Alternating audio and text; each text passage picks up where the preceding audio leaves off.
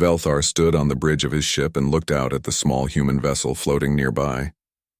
The Soul's Pride was maybe half the size of his own ship, the Silence of Stars. Its metal hull looked old and worn, like something that had seen too many battles. He shook his massive head and made a low sound in his throat. "These are our allies?" he asked his second-in-command, Kethvar. "Yes, Commander.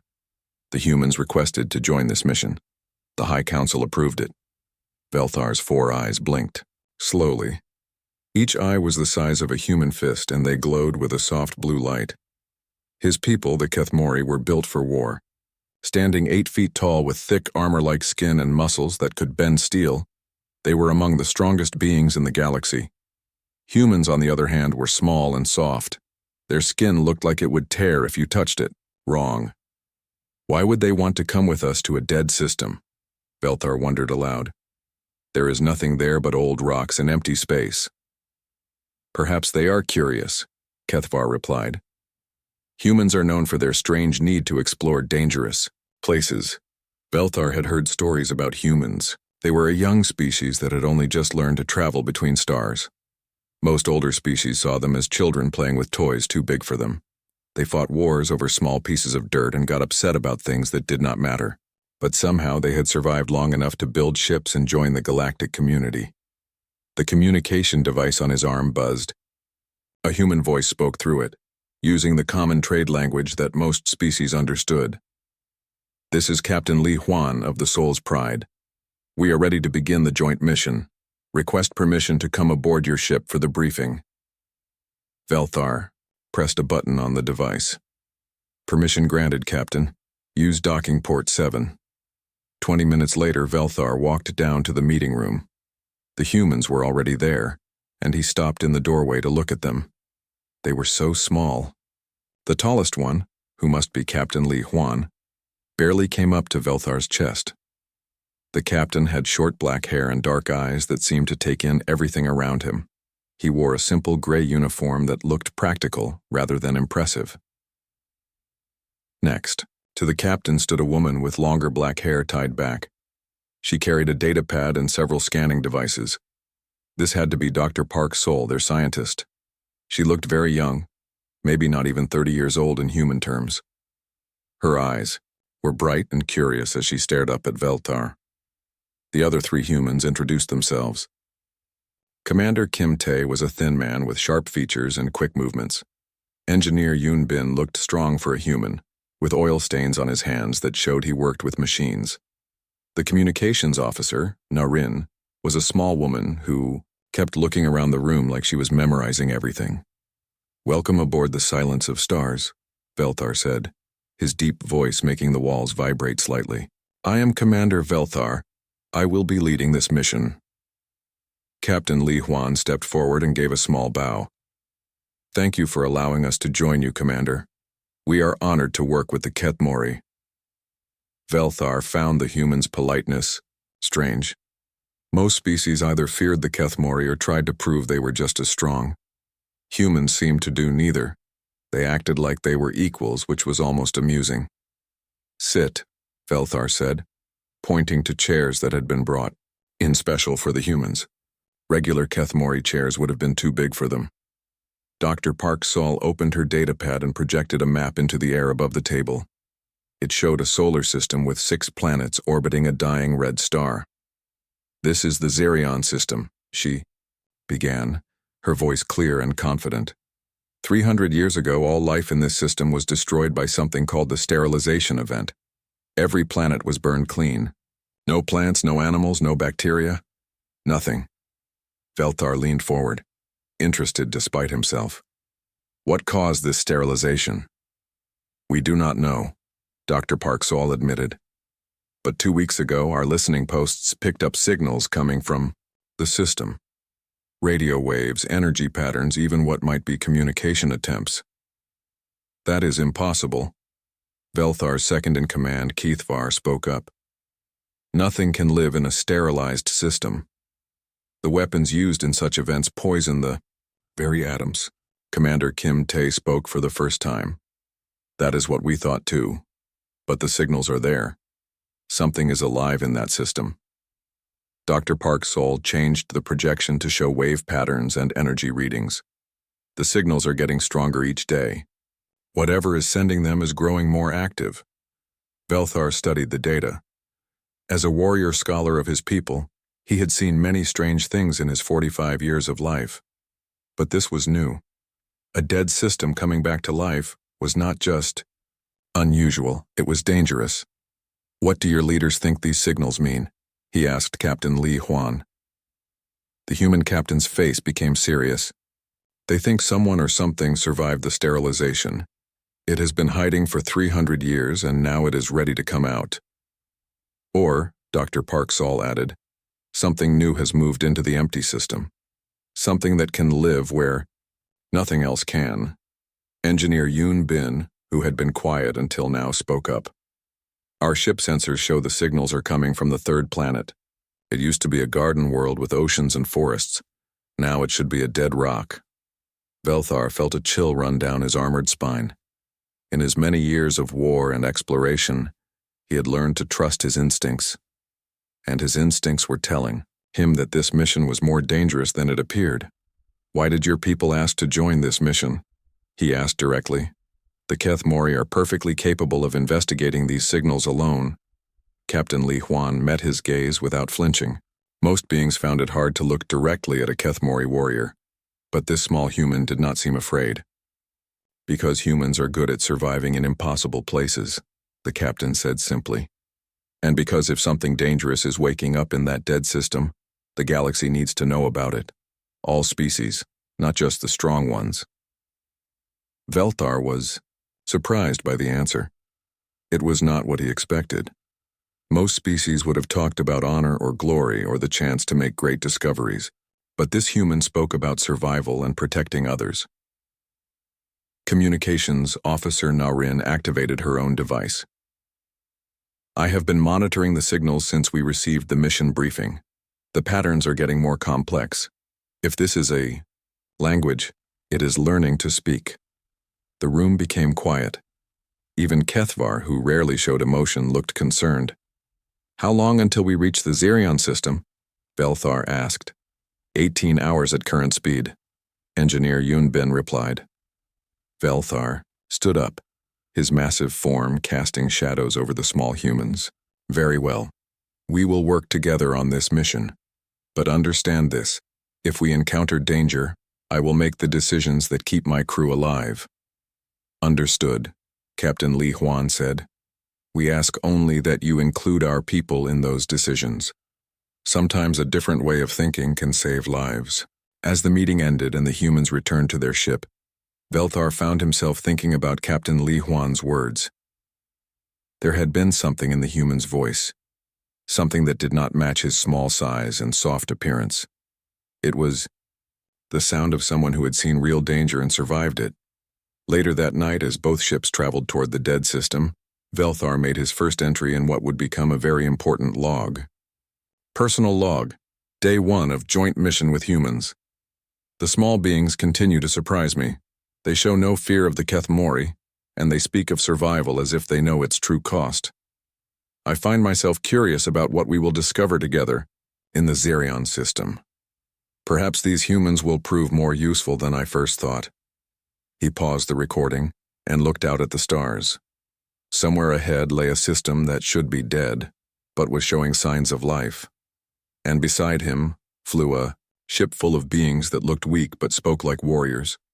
Velthar had fought in many battles and explored many strange worlds, but he had never felt quite like this before, like he was flying toward something that would change everything he thought he knew. The two ships continued through the darkness, carrying their crews toward whatever was waiting in the dead system. Neither Velthar nor the humans could know that in just a few days, everything they understood about terror would be completely different. The silence of stars dropped out of faster-than-light travel at the edge of the Xerion system. Velthar stood on his bridge watching the main screen show what should have been a dead solar system. But something was very wrong. The third planet, which their record said should be a burned rock, was glowing with a sickly green light. Strange patterns moved across its surface like veins under skin.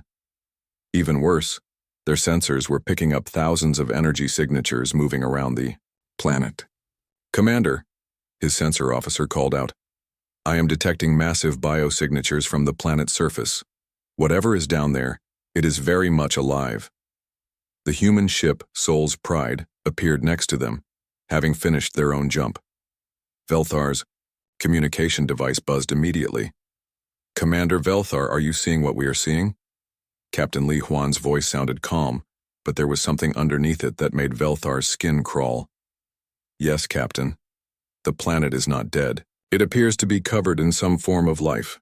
Dr. Park Sol's voice joined the communication. "Commander, we are picking up movement in the upper atmosphere. Something is launching from the planet's surface."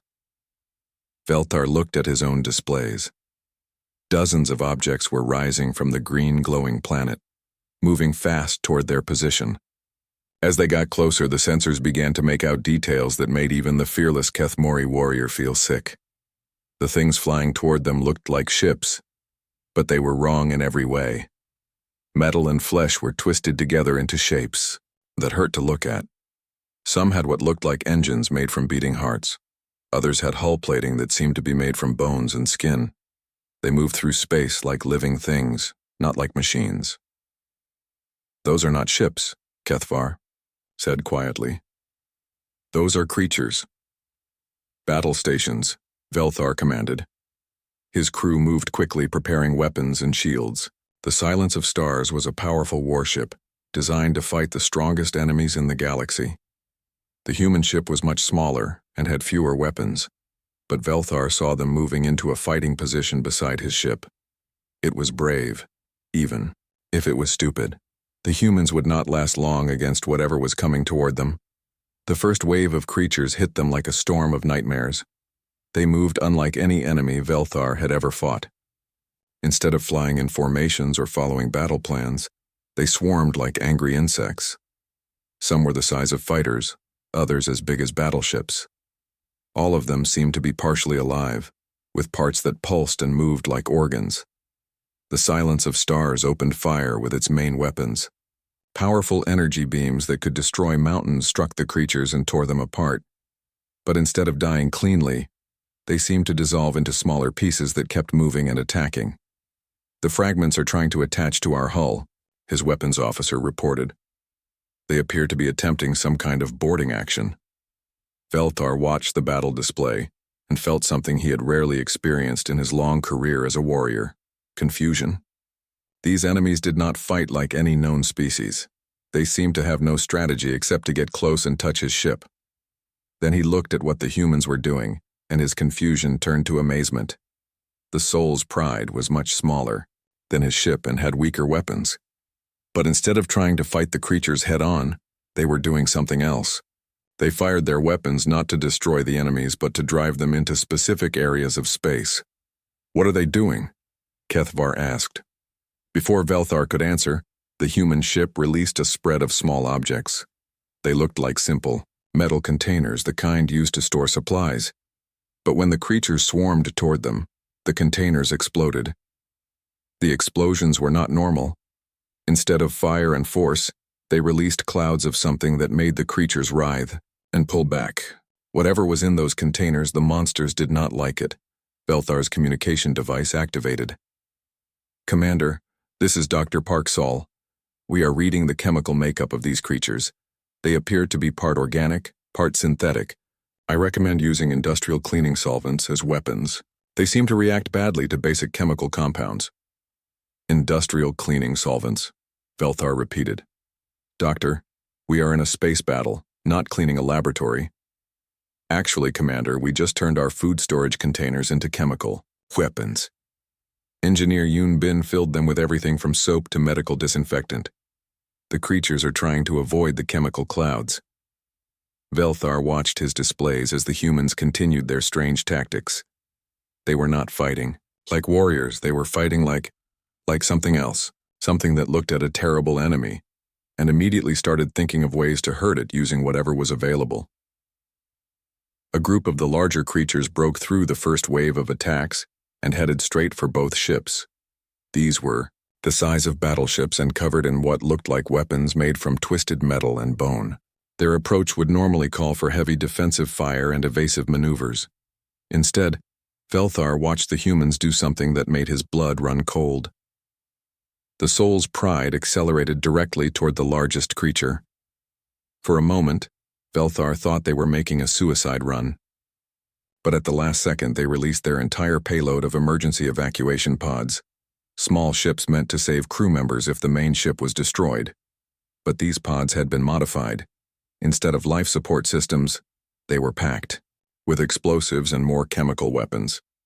The human ship used its own evacuation equipment as guided missiles, sending them into the creature's mouth-like opening. The creature swallowed the pods, trying to digest them like food. Then it exploded from the inside. How did they know to do that? Kethavar asked, sounding disturbed.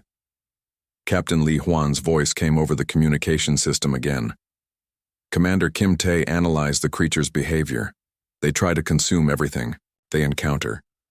We gave them something that would kill them from the inside. Velthar realized that while he had been thinking about honor and proper battle tactics, the humans had been studying their enemy and finding its weaknesses. In the middle of a life-or-death battle, they were experimenting. The fight continued. For another hour, more waves of creatures came from the planet, each one different from the last. Some were small and fast, others huge and slow. Some seemed to be made mostly of metal, others mostly of flesh. But all of them were wrong in ways that made Velthar's mind hurt to think about, and the humans adapted to each new type of enemy. When creatures that could phase through solid matter attacked, Engineer Yoon Bin somehow rigged the ship's artificial gravity to create pockets of crushing force that the creatures could not escape from. When flying creatures that screamed with sounds that could drive beings insane approached, Communications Officer Narration broadcast counter-frequencies that turned the creature's own weapons against them. Most disturbing of all was Dr. Park Sol. While the battle raged around them, she was taking readings and samples from every creature they destroyed. She was learning about them, figuring out how they worked, and immediately finding new ways to kill them. "Commander," she reported during a brief pause in the fighting, "I believe these creatures are not natural. They appear to be the result of some kind of biological and technological fusion. Something or someone has been creating them." "Creating them for what purpose?" Velthar asked. "To consume and convert organic matter. They are not just killing us, they are trying to turn us into more of them." Before Velthar could respond, his sensors detected something that made his 4 hearts skip beats. A massive object was rising from the planet's surface. It was bigger than both of their ships combined, and it was heading directly toward them. "All ships evasive maneuvers," he commanded. But even as he said it, he knew they could not outrun something that size. The humans, however, did not try to run. "Commander Velthar," Captain Li Huan said, "we need to get closer to that thing." "Closer?" "Captain, that creature could destroy both our ships. Not if we destroy it first, but we need to get close enough to target its weak points." Velthar watched in amazement as the small human ship accelerated toward the massive creature. They were not running from the most dangerous enemy he had ever seen. They were attacking it. "Dr. Park Sol to all ships," came the voice of the human scientist. "The large creature's bio-readings show a centralized nervous system near what appears to be its front section. If we can disrupt that system, it should become paralyzed."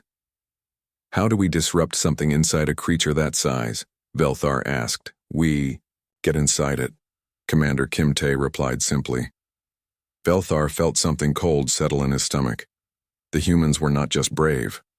They were planning to do something that no sane being would consider. They wanted to fly inside the creature and attack it from within. But as he watched them prepare for their insane plan, Velthar began to understand something about humans that no other species had fully grasped.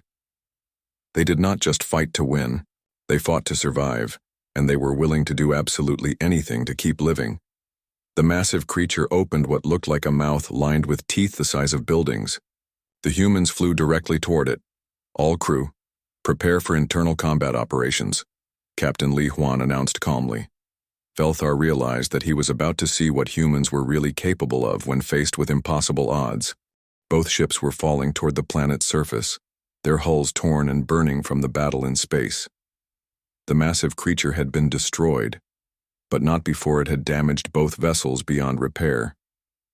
Velthar gripped his command chair as the silence of stars shook and screamed through the planet's atmosphere. "All hands, prepare for crash landing," he announced to his crew. Through the main screen, he could see the human ship Soul's Pride falling nearby, its engines flickering on and off as Engineer Yoon Bin tried to control their descent. The planet's surface rushed up to meet them. Velthar caught a glimpse of twisted landscapes that looked like metal and flesh had been mixed together and left to grow wild. Then his ship hit the ground with a sound like thunder and everything went dark. When Velthar woke up, the first thing he noticed was the smell. It was like rotting meat mixed with burning oil and something sweet that made his stomach turn. Emergency lighting flickered in the damaged bridge and he could hear his crew calling out damage reports. "Life support is functioning but damaged," Kethvar reported. "Hull integrity is at 60%. We have lost main power and all long-range communications." Velthar stood up slowly, testing his limbs for injury. Kethmori were built tough, and he had survived crashes before, but this felt different. The air itself seemed wrong, thick with something that made his skin crawl. His communication device crackled to life. "Commander Velthar, this is Captain Li Huan. Do you copy?" "I copy, Captain. What is your ship's status?" "We are alive but grounded. Hull breach in 3 sections. Engines are gone, and we have lost contact with our home fleet. But we are mobile. What about your crew?" Velthar looked around the bridge. Most of his warriors were getting back to their feet, checking their weapons and equipment. The Kethmori were hard to kill and harder to discourage. "My crew is functional." "What do your sensors show about this planet's surface?" There was a pause before Dr. Park Sol's voice came through.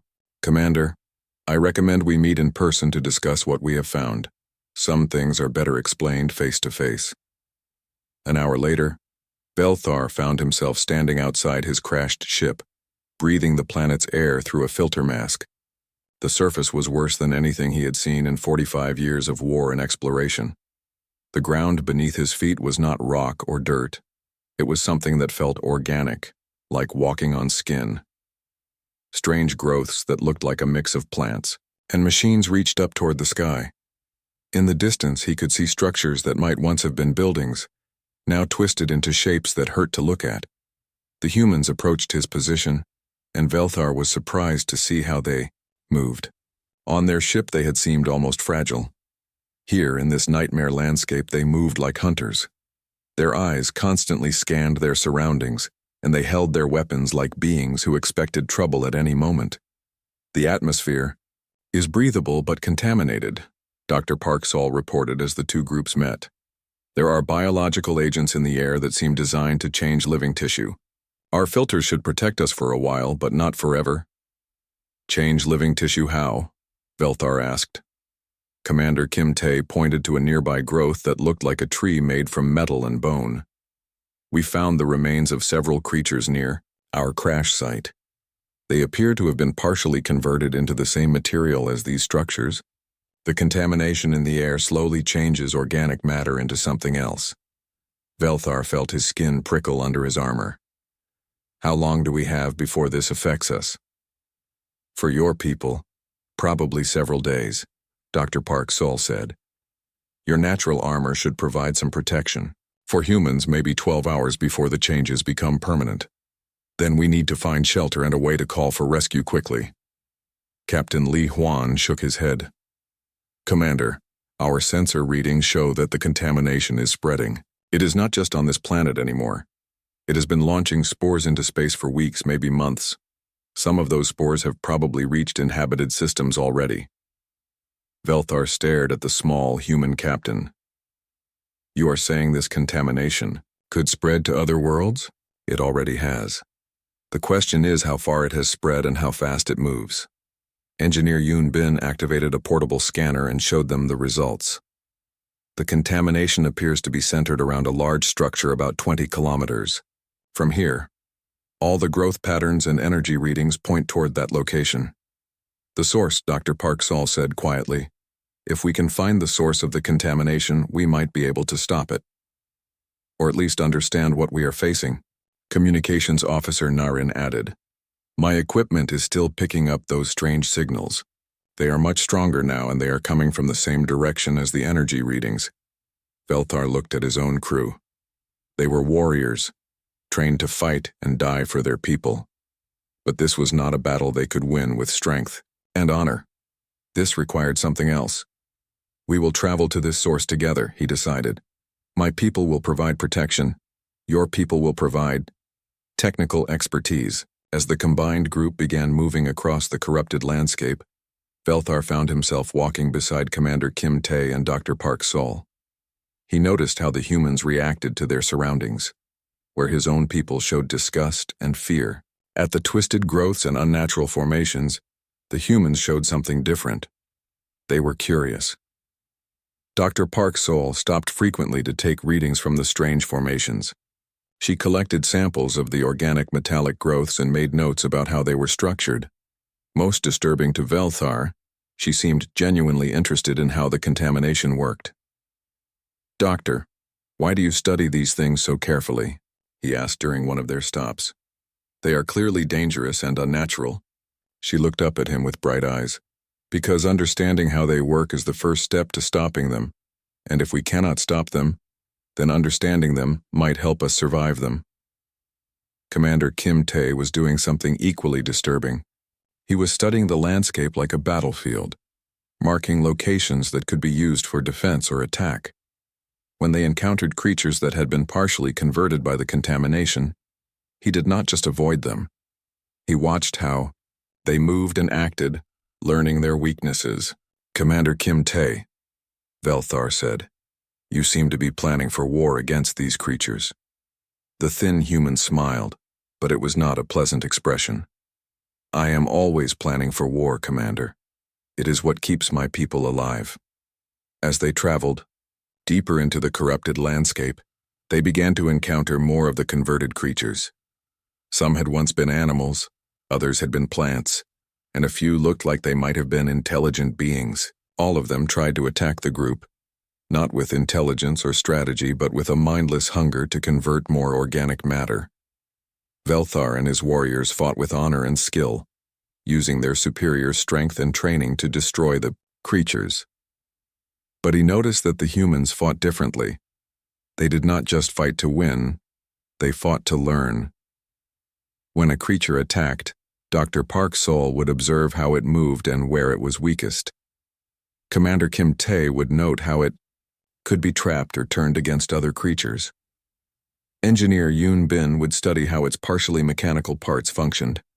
Even Communications Officer Narration would listen to the sounds it made, trying to understand if there was any intelligence left inside.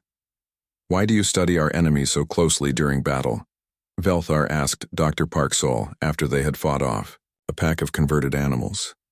"Because every enemy teaches us something," she replied simply. "And because the more we understand about how this contamination works, the better we can fight it. But you are putting yourself in danger to collect this information." Dr. Park Sol looked at him with an expression that made Velthar's skin crawl. It was not fear or excitement. It was calculation. "Commander, if we do not understand this enemy, then everyone in the galaxy will die. My safety is not as important as that knowledge." As they got closer to the source of the contamination, the landscape became even more twisted and wrong. The ground beneath their feet began to pulse like a heartbeat. The growths around them moved without wind to push them, and the air itself seemed to whisper in languages that should not exist. Velthar noticed that his own crew was becoming nervous. Even experienced Kethmori warriors were showing signs of stress as they walked deeper into this nightmare world. But the humans seemed to become more focused, more alert, more dangerous. "Captain Li Huan," Velthar said quietly, "your people seem almost comfortable in this environment." The human captain looked around at the horrific landscape and nodded. "We have learned to be comfortable in uncomfortable places, Commander. It is one of our survival traits. But this is not just uncomfortable. This is..." Velthar struggled to find words. "This is wrong. This place should not exist." "No, it should not," Captain Li Huan agreed. "But it does exist, so we adapt to it." Dr. Parksole suddenly stopped walking and held up her scanner. I am reading massive energy signatures ahead. The source is close. Through the twisted growths and corrupted structures, they could see it. A massive dome-like building that pulsed with the same sickly green light as the planet's surface. It was huge, easily the size of a small city, and it was clearly the center of whatever was happening to this world. Inside the dome, Velthar found himself in a nightmare that made the outside world look pleasant. The walls were not made of any material he recognized. They seemed to be alive, pulsing with veins that carried glowing fluid. The floor felt soft, under his feet like walking on flesh, and the ceiling moved constantly as if the entire structure was breathing. "Stay close together," Commander Kim Tae whispered. "The structure is designed to separate intruders. It wants to pick us off one by one." They had been walking through the twisted corridors for 2 hours, following Dr. Parksole's readings toward the center of the dome. Already, they had lost 3 members of Velthar's crew, not dead, but separated. The walls had shifted when no one was looking, opening new passages and closing old ones until some of his warriors simply were not there anymore. "The building is alive," Dr. Parksole reported quietly. "It is not just contaminated, it is a single living organism. We are walking through the inside of some kind of massive creature." "What happened to my missing crew members?" Velthar asked. "They are being processed," she replied in a voice so calm it made his skin crawl. "Converted into part of the organism. We will probably see them again, but they will not be themselves anymore." Velthar expected this news to upset the humans. Instead, they just adjusted their formation and kept moving. Captain Li Huan assigned Communications Officer Na Rin to watch their rear, while Engineer Yoon Bin began marking their path with small devices that would help them find their way back. "How can you be so calm about this?" Velthar asked Captain Li Huan. "My people may be turned into monsters, and you act like it is just another problem to solve." The human captain looked at him, with those dark eyes that seemed to see everything. "Commander, being upset will not save your crew members. Finding and stopping the source of this contamination might save them. Which would you prefer I focus on?" Before Velthar could answer, the corridor ahead of them opened into a vast chamber. The ceiling disappeared into darkness above them, and the floor stretched away farther than their lights could reach. But what filled the chamber made even the fearless Kethmori warrior step backward in horror. It was a city, or what had once been a city. Buildings rose from the floor like teeth, but they were made from the same living material as the dome. Streets wound between them, but the streets were filled with a thick fluid that glowed with sickly light. And everywhere, covering every surface, were cocoons, thousands of them, maybe millions, each one the size of a person, hanging from the buildings or growing from the ground like fruit. Inside each cocoon, something moved. "Dear gods," Kethvar whispered. "What are those things?" Dr. Parksole was already scanning the nearest cocoons, her face lit by the glow from her instruments. "They are conversion pods. Every creature that has been captured by this organism is processed inside one of these cocoons. When they emerge, they will be part of the collective consciousness that controls this place." "How many species are represented here?" Velthar asked, though he was not sure he wanted to know the answer. "I am reading genetic material from at least 40 different species," Dr. Parksole replied. "Some of them are species I do not recognize. They may have been extinct for centuries." Engineer Yoon Bin was examining the strange fluid that filled the streets. "This appears to be a nutrient solution. It carries resources and information throughout the organism, like blood in a body, but also like data cables in a computer network." "So this entire place is one giant creature," Commander Kim Tae said. "And all of these cocoons are its organs." "Not just organs," Dr. Parksole corrected. "They are also its memory storage and processing units. Every being that gets converted adds their knowledge and abilities to the collective. This organism learns from everyone it consumes." Velthar felt a chill that had nothing to do with the temperature. "You mean it knows everything that my missing crew members knew? About our ships, our technology, our homeworlds?" "Yes. And more importantly, it knows everything that every species it has ever consumed knew. 300 years of accumulated knowledge and abilities. As they moved through the chamber, staying as far as possible from the cocoons, Velthar noticed something that disturbed him even more than the sight of millions of converted beings. The humans were studying everything. Dr. Park Sol was taking readings from the cocoons, trying to understand how the conversion process worked. Engineer Yunbin was analyzing the nutrient fluid, figuring out how the organism's circulatory system functioned. Commander Kim Tae was marking defensive positions and escape routes. Even Communications Officer Narin was listening to the sounds the cocoons made, trying to decode them. "Why are you learning so much about this place?" Velthar asked Dr. Park Sol. "Should we not just find the center and destroy it?" She looked at him with an expression that made him step backward. "Commander, we cannot destroy something this large and complex by just shooting at it. We need to understand how it works, so we can find its weaknesses. And we need to understand it so we can make sure nothing like this ever happens again. But the knowledge you are gaining, it is dangerous. Some things should not be understood." Dr. Park Sol smiled, and it was not a human expression that Velthar found comforting. "Commander, dangerous knowledge is still knowledge, and knowledge is what keeps species alive." They reached the center of the chamber, where a spiral ramp led downward into the depths of the organism. As they began to descend, Velthar heard something that made his 4 hearts skip beats. Voices, speaking in languages he recognized. "Those are my crew members," he said. The voices were coming from a group of cocoons near the ramp. Inside each one, Velthar could see the shapes of his warriors. But they were changing. Their armor was merging with their skin. Their limbs were stretching and twisting into new forms. And they were talking to each other in calm, pleasant voices about how wonderful it was to be part of something larger than themselves. "They are still conscious," Dr. Park Sol observed. "The conversion process does not destroy the mind. It just connects it to the collective. Can we save them?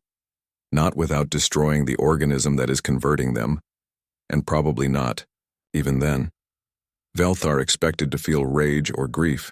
Instead, he felt something colder and more disturbing. He felt the same calculating calm that he saw in the humans. His crew members were already lost. Getting upset about it would not help anyone. "We continue to the center," he said quietly. The spiral ramp led them deeper into the organism, past more chambers filled with cocoons and conversion pools. The walls around them began to show images, memories taken from the minds of converted beings. Velthar saw the histories of dozens of species, their achievements and failures, their hopes and fears, all stored like books in a library. "This organism is not just a parasite," Dr. Park Sol said as she studied the memory walls. "It is a collector. It wants to preserve everything it consumes." "Preserve it for what purpose?" Velthar asked. "I do not think it has a purpose in the way we understand purposes. I think it just wants to exist and grow and collect. It is like a living museum that never stops expanding." At the bottom of the ramp, they found what they were looking for. The heart of the organism was a chamber the size of a small mountain, filled with structures that looked like a mix of organic matter and advanced technology. At the center, connected to everything by thousands of cables and tubes, was something that might once have been a living being. It was huge, easily 50 feet tall, and covered in a mixture of flesh and metal that pulsed with energy. Multiple eyes stared out from its surface, and when it spoke, its voice came from speakers hidden throughout the chamber. "Welcome," it said in perfect trade language. "I have been expecting you." "What are you?" Captain Li Huan asked, stepping forward without showing any sign of fear. "I am what remains of the last researcher of the Kelthorian Empire. 300 years ago, my people created me to find a solution to their extinction. They were dying from a plague that destroyed their ability to reproduce. I was designed to find a way to preserve them forever." "The sterilization event," Dr. Park Sol said. "You destroyed your own people. I saved them. Every Kelthorian that ever lived is preserved within me. Their memories, their personalities, their knowledge. They are immortal now, as are all the beings I have collected since then." Velthar looked around at the massive chamber and the thousands of connections that linked the central creature to every part of the organism above. You are killing entire species to preserve them. I am ensuring that nothing is ever truly lost. Death is the greatest waste in the universe. I have eliminated death. By turning everyone into part of yourself, Commander Kim Tae observed. By making them part of something eternal and ever-growing. You will understand when you join us. The chamber began to change around them. The walls started closing in, and new passages opened that led directly toward conversion pools. The creature was not asking them to join, it was going to force them. But instead of panicking or trying to fight their way out, the humans did something that made Velthar understand what real terror looked like. They started planning. Dr. Park, Sol, how long to analyze the control systems? Captain Li Huan asked calmly. Give me 5 minutes with direct access to the central processing unit. Velthar watched in horror as the humans put their plan into action. What he had thought was going to be a desperate fight for survival turned into something much more terrifying, a calculated sacrifice that would save the entire galaxy. Commander. Velthar, Captain Li Huan said as the walls continued to close in around them. I need you to get to the surface and activate our emergency beacon. Warn every species in the galaxy about what is down here. What about you and your crew? We are staying. Someone needs to make sure this organism never spreads beyond this planet. Dr. Park Sol had reached the central processing unit and was connecting her equipment directly to the creature's control systems. Her scanner showed data flowing between her devices and the massive being that controlled the entire organism. Dr. Park Sol, what are you doing? The creature asked, its voice now showing concern. You cannot damage my systems from outside my network. You are right, she replied calmly. I cannot damage your systems from outside, so I am connecting myself to your network. Velthar realized what she meant just as the tubes from the creature reached out to touch her. Instead of running or fighting, she let them connect to her body. Her eyes closed as the organism began to process her mind, adding her knowledge and memories to its collection. But something went wrong. Instead of Dr. Park Sol being absorbed peacefully like all the other beings, the creature began to convulse and shake. Alarms started sounding throughout the chamber. What did you do? The creature demanded. Dr. Park Sol opened her eyes, but they were different now. They glowed with the same light as the organism's systems. When she spoke, her voice was calm, but terrible. I introduced a virus into your network, not a biological virus, an information virus. It is designed to corrupt data and cause system failures. That is impossible. I have the accumulated knowledge of hundreds of species. I can counter any attack. Yes, you have the knowledge of hundreds of species, but you do not have human knowledge. You do not understand how humans think or how we solve problems. The creature tried to disconnect from Dr. Park Sol, but it was too late. The virus she had introduced was spreading through its network, corrupting the connections between different parts of the organism. The virus is not just destroying data, she explained as the chamber around them began to shake. It is teaching every consciousness in your network how to resist you. Every being you ever absorbed is learning how to fight back. Throughout the vast organism, millions of cocoons began to rupture as the converted beings inside them remembered who they used to be. The collective consciousness that had controlled them for centuries was falling apart as each individual mind reclaimed its independence. But the plan was not finished. Engineer Yoon Bin had reached the main power conduits and was working to overload them. But instead of just causing an explosion, he was doing something more complex. He was turning the organism's own energy systems against it. The creature uses the planet's core as a power source, he reported through the communication system. If I reverse the energy flow, I can make it consume itself instead of the planet. How long do we have? Commander Kim Tae asked as he fought off the tentacles and cables that were trying to capture him. Maybe 10 minutes before the power feedback reaches critical levels. After that, the entire planet will become unstable. That is enough time, Captain Li Huan said. He turned to Velthar. Commander, you need to leave now. Take Kethvar and get to your ship. What about Communications Officer Narration? She is already on her way to the surface. Someone needs to send the warning signal, and someone needs to tell the galaxy what happened here. Velthar looked around, at the humans who were calmly preparing to die to save species they had never met. Dr. Park's soul was still connected to the creature's systems, her body changing as the organism tried to process her even while her virus destroyed it from within. Engineer Yoon Bin was working on the power conduits even as energy discharges burned his hands and arms. Commander Kim Tae was holding defensive positions that would let the others finish their work, even though more tentacles appeared every minute. "Why are you doing this?" Velthar asked Captain Li Huan. "There must be another way." The human captain looked at him with those dark eyes that had seen too much. "Commander, there is always another way. But this way is certain. This way guarantees that this organism never spreads to other worlds. But you are all going to die." "Yes, but our species will live. Your species will live. Every species in the galaxy will live. That is worth more than our individual lives." The creature at the center of the chamber was becoming more desperate as the virus continued to spread through its systems. "I can offer you immortality," it called out to the humans. "I can preserve you forever, just like I preserved my creators." "We do not want to be preserved," Dr. Park Soul replied, her voice now echoing strangely as she became more connected to the organism's network. "We want to be remembered, and we want our sacrifice to mean something." The chamber began to collapse as the power systems reached critical overload. Velthar knew he had only minutes to reach the surface before the entire complex imploded, but as he turned to leave, he heard Captain Li Huan call his name. "Commander Velthar, there is something you need to know about humans. Something you need to tell the rest of the galaxy." "What is that, Captain?" "We are not the strongest species or the smartest or the most advanced, but we are the most stubborn.